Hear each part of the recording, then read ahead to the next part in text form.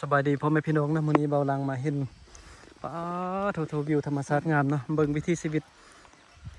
ช่วงนี้เป็นช่วงฤดูฝนนะเบิ่งมื้อนี้ก็ไอ้บ่าวเพิ่นเก็บเห็ดได้เนาะงามขนาดเห็ดนี่เห็นภาพงามๆแบบนี้ก็บ่พลาดที่จะเก็บภาพบรรยากาศนะมาฝากให้ FC ทุกคนได้เบิ่งได้ชมไปนำกันเนาะเบิ่งความสวยงามธรรมชาติบ้านเมืองลาวเนาะ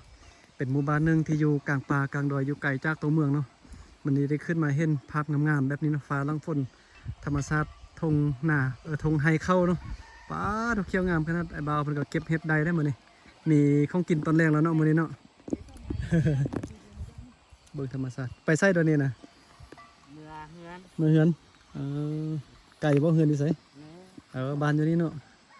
มากับบ่าว2คนเพิ่นป้าเบิ่งให้เบิ่งอยู่นั่นก็มีเฮือนตึมตั้งหนึงมีเฮือนตึมหมู่บ้านหนึงเนาะอันนี้ก็เป็นให้เข้าอยู่จอมพูแบบนี้เบิ่งเฮ็ดดูได้หลายบ่เฮ็ดนี่โอ้ได้หม้อหนึงอันนี้เอิ้นเฮ็ดหยังเนี่ยเฮ็ดหยัง ภาษากะหมู่มาจังไดเนี่ย ดินยะดีกินบ่เนาะเนี่ยเบิ่งโอ้เก๋แล้วเนาะไปเฮ็ดอันนี้เนาะเอาไปคั่วไปแกงกินแซ่บเนาะส่วนหลายมักคั่วใส่มักไข่แซ่บนะคั่วใส่ไข่ไก่เนาะงามธรรมชาติคักคุ้มค่าเนาะที่ได้มาเห็นมื้อนี้นะขอบใจบ่าวน้อยเพิ่น ไปแล้วติยังอ่ะมาไล่งัว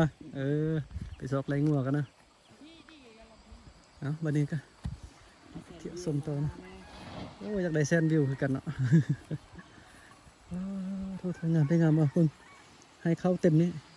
ยำเก็บเกี่ยวเข้าในสุดยอดคุมลำบากไว้บ่าเนาะอยู่เมืองหุนแขวงอุดมไซภาคเหนือประเทศลาวเนาะเป็นหมู่บ้านของชนเผ่ากะมุ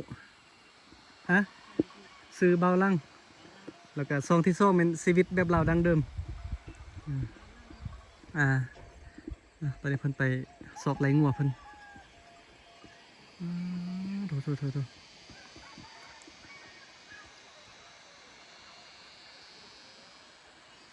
ุดยอดความงาม